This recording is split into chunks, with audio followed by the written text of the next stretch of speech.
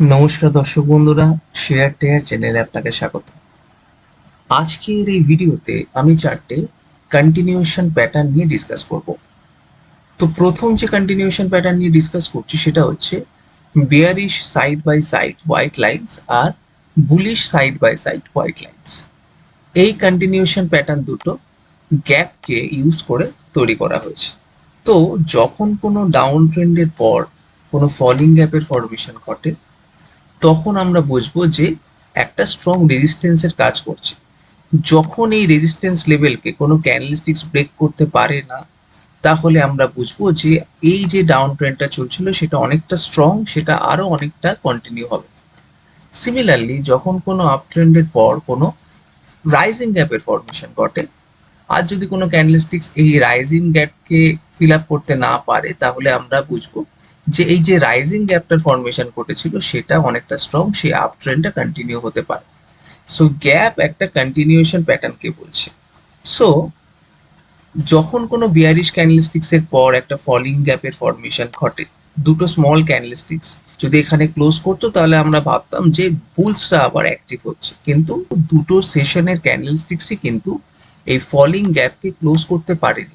So এখান থেকে আমরা বুঝতে পারছি যে আগে যে ডাউন ট্রেন্ডটা ছিল সেটা অনেকটা স্ট্রং, সেটা আরো অনেকটা কন্টিনিউ হবে।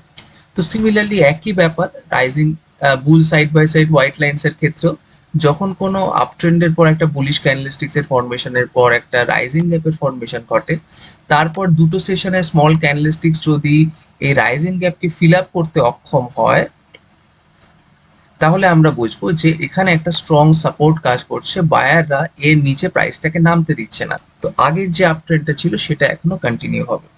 সো এবার সেকেন্ড যে কন্টিনিউশন প্যাটার্ন নিয়ে ডিসকাস করছি সেটা হচ্ছে হাই প্রাইস গ্যাপিং প্লে আর low price gapping play. First continuation প্যাটার্নের মতনও সেকেন্ড কন্টিনিউশন প্যাটার্নটাও কিন্তু গ্যাপকে ইউজ করে তৈরি করা হয়েছে। গ্যাপ দেখে আমাদের সবসময় মার্কেট গ্যাপ দেখে rising gap falling gap gap দেখেই কিন্তু সবসময় আমাদের মার্কেট কনটেক্সটকে বুঝতে হবে।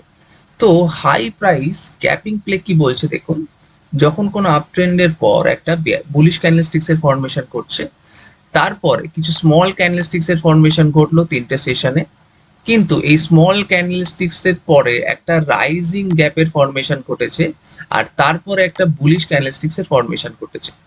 সো এখান থেকে আমরা বুঝতে পারছি যে মার্কেটটা একটা পার্টিকুলার টাইমে সাইডওয়েজ চলছিল, মানে বুলিশ ট্রেন্ড চলছিল, বুলিশ ক্যান্ডেলস্টিক্স মার্কেটটা একটা পার্টিকুলার টাইমে সাইডওয়েজ চলছিল।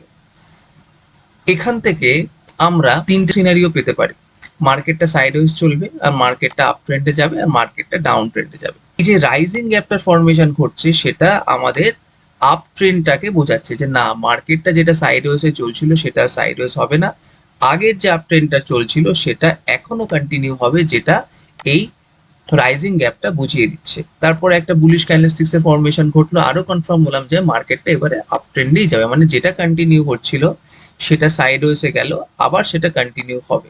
ওকে, লো প্রাইস ক্যাপিং প্যাটার্নটাও অনেকটা এটার উল্টো। একটা ডাউন ট্রেন্ডের পর একটা বেয়ারিশ ক্যান্ডেলস্টিক্স, এই তিনটে ক্যান্ডেলস্টিক্স একটা সাইডওয়েজে তৈরি করলো। এবার এখান থেকে আমরা তিনটে, সো এখান থেকে মার্কেট তিনটে ডাইরেকশনে যেতে পারে, এই সাইডওয়েজটা কন্টিনিউ হতে পারে, এটা আপ ট্রেন্ডে হতে পারে, আর এটা ডাউন ট্রেন্ডে হতে পারে।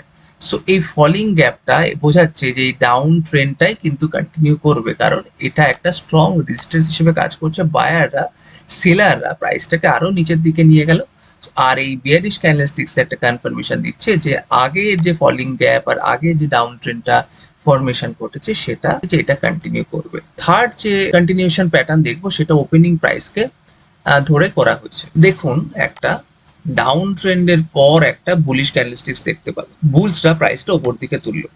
সো এখান থেকে অনেকে বুঝতে পারে বুলসরা আবার মার্কেটে ফিরে আসার চেষ্টা করছে, কিন্তু সেই সম্ভাবনাটাকে খারিজ করলো এই ক্যান্ডেলস্টিক্সটা। বুলরা যেখানে ওপেন করেছে, যেখানে ওপেন করেছিল সেখান থেকে এটা ওপেন হয়ে একদম নিচে গিয়ে ক্লোজ করলো।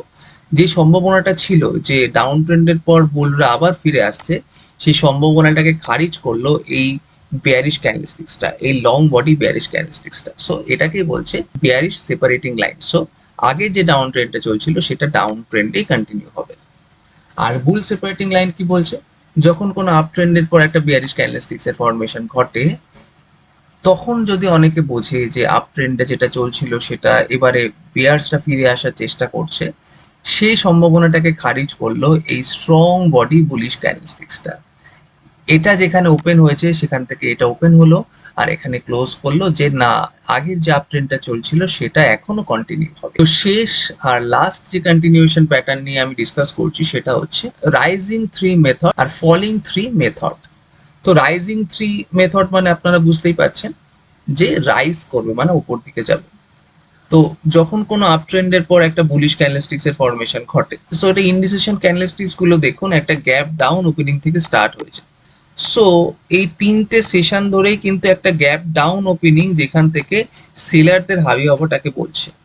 কিন্তু সেলাররা এই লং বডি বুলিশ ক্যান্ডেলস্টিক্স এর নিচে কিন্তু প্রাইসটা ক্লোজ করতে পারেনি, লোয়ার হাই আর লোয়ার লো কিন্তু ফর্ম করেছে, কিন্তু সেলাররা এই ক্যান্ডেলস্টিক্স এর ওপেনিং এর নিচে কিন্তু ক্লোজ করতে অক্ষম হলো। আর এই ফোর্থ সেশনের ক্যান্ডেলস্টিক্সটা বলছে যে সেলাররা যে তিনবার যে ট্রাই করেছিল যে প্রাইসটাকে নিচের দিকে নামানোর জন্য, কিন্তু সেটাকে এই ফোর্থ ক্যান্ডেলস্টিক্সটা খারিজ করলো। এই ক্যান্ডেলস্টিক্স এর ক্লোজিং প্রাইসের উপরে গিয়ে ক্যান্ডেলস্টিক্সটা ক্লোজ করলো।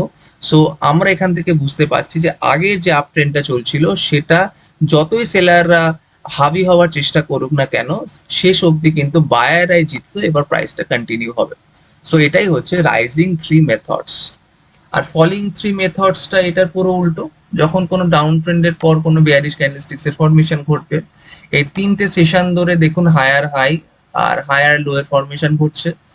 তো এই তিনটে সেশনে বায়াররা খুব চাইছে যে মার্কেটে আবার ফিরে আসার জন্য, কিন্তু বায়াররা ক্যান্ডেলস্টিক্স তো ওপেনিং প্রাইসের উপরে এই ক্যান্ডেলস্টিক্সটা ক্লোজ করতে কিন্তু অক্ষম হলো। তো বায়ারদের এই কন্টিনিউয়াস চেষ্টাকে খারিজ করলো এই বেয়ারিশ ক্যান্ডেলস্টিক্সটা, যেই ক্যান্ডেলস্টিক্সটা এই ক্যান্ডেলস্টিক্সের ক্লোজিং এর নিচে ক্লোজ করলো। সো এখান থেকে আমরা বুঝতে পারছি যে সেলাররা এখনো মার্কেটে টিকে থাকার মতো ক্ষমতা রাখে। সো আগের যে ডাউন ট্রেন্ডটা চলছিল সেটা এখনো ডাউন ট্রেন্ডে পরিণত হবে। সো মার্কেটে এরকম স্ট্রাকচার ওয়াইজ ডকুমেন্টেড প্যাটার্ন আপনারা নাও পেতে পারেন, কিন্তু এই প্যাটার্ন গুলো দেখে সবসময় আপনাদের মনে রাখতে হবে মার্কেটে কি সাইকোলজি কাজ করছে বায়ার আর সেলারের মধ্যে। সো আজকের ভিডিওতে এতটুকুই। যদি এই ভিডিওটা আপনার ভালো লেগে থাকে, আমাদের কন্টেন্ট আপনাদের ভালো লেগে থাকে, তাহলে আমি রিকোয়েস্ট করবো আমাদের চ্যানেলটাকে লাইক করুন, সাবস্ক্রাইব করুন, আমাদের সাথে থাকুন। ধন্যবাদ, সবাই ভালো থাকবেন।